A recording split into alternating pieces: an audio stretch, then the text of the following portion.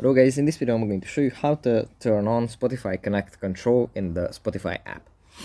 First we have to open up the app, and here it opens up in the home menu.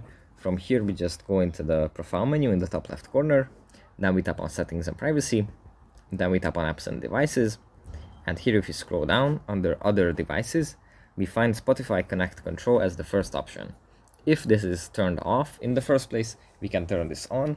And what this does is that it lets us control Spotify from our phone's lock screen when listening on another device. So for example, if you have your laptop open and you have Spotify playing some songs on your laptop, you can also control what the laptop plays from your phone's lock screen.